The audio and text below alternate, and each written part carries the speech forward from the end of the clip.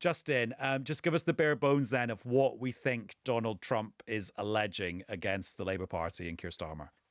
Donald Trump himself, let's be frank, alleging nothing. I doubt he even knows much about it. But the party on his behalf, or his minders on his behalf, seeing an opportunity and alleging in a rather jaunty, I've even seen it described as a fey press release, have suggested that the British are coming. That was actually the title that he used, i.e. back to 1776 and all that. And they've suggested that we are coming in the form of an invading force who are not only volunteering to take part in the election, which is perfectly legal, but also getting accommodation paid for, which possibly isn't legal, although all of these things are a bit vague. But anyway, so the allegation is of unwarranted interference in the American election. How dare the Brits do this?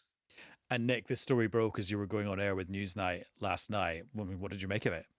Yeah, I mean, obviously, it sort of broke around 9 o'clock, and you sort of thought, well, at one level, that's not a story, because lots of Labour Party people, every US election, head across the pond. There are Conservatives who go and help the Republicans. Some Conservatives, people like Alan Duncan, help the Democratic Party. So at one level, it's not really a story. But another level, when there's a perception or an allegation of an interference in a presidential election campaign, that can be a significant story. And the obvious example, you think, is back in 1992, when the Home Office looked into its records to see whether Bill Clinton, when he was a Rhodes Scholar at Oxford in the 1960s, had applied for UK citizenship to dodge the draft over the Vietnam War. Those inquiries were made by the Home Office. They answered media questions, and they didn't run it past the Clinton campaign. And I believe John Major subsequently apologised to Bill Clinton. So allegations around interference can turn out to be quite significant.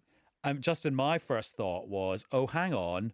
The Trump campaign is now so heavily influenced by Elon Musk, who's got a very well publicised beef with Keir Starmer.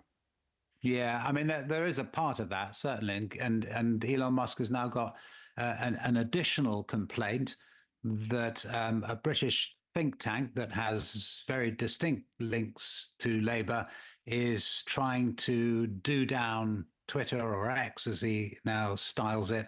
And that's a kind of separate fight, but he will see it, and I think Trump will probably see it to the extent that he's interested, as the same fight, basically, against the far left Labour Party, as it was styled in the press release that they released. Does it have? I mean, I absolutely take Nick's point that these things sometimes do spiral out of control, and I would give as an example of that.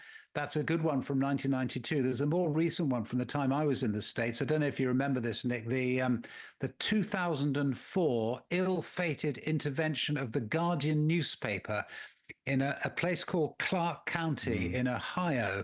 I was actually sent there by the BBC to find out what was going on. The Guardian got all its readers to write to individual voters in Clark County, Ohio. You can imagine the clash of cultures there, and say George W. Bush is a threat to humanity. You know, this is the most important election of all our times. All the things that people traditionally say about American elections.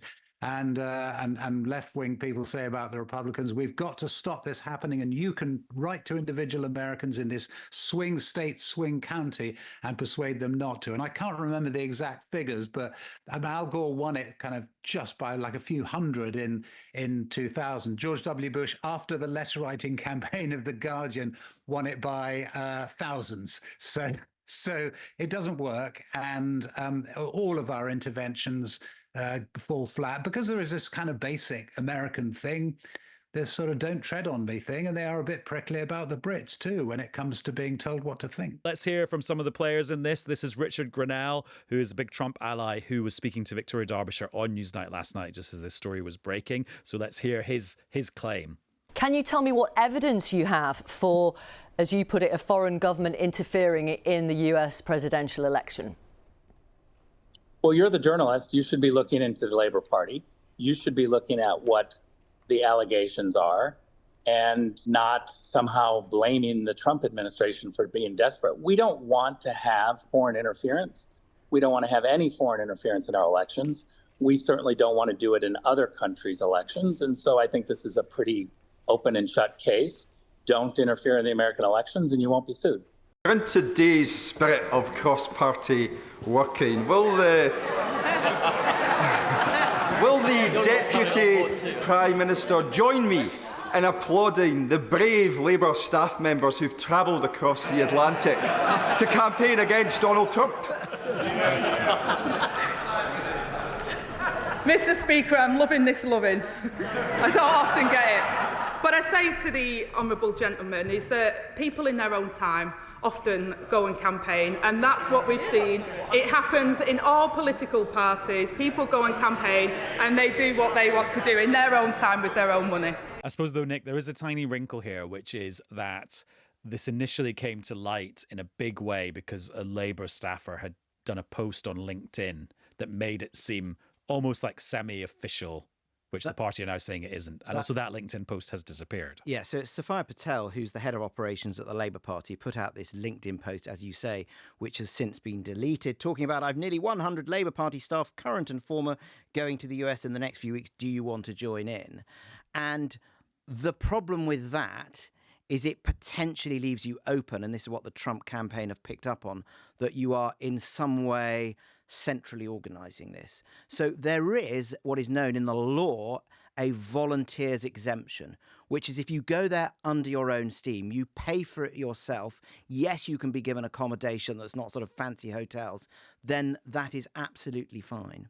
But if there's any suggestion that money is involved, that you're paid, or in this case, that the party may be using resources, i.e. time to send out messages like that, or if there's any element of direction, which is the Labour Party says, we won the election by doing this, you should do that, money and direction, then you get into tricky territory in the law. And it's interesting that Sir Chris Bryant, who's a culture minister, saying this is a non-story on the World at One, but he did say that that LinkedIn post by Sophia Patel may not have been particularly brilliantly worded.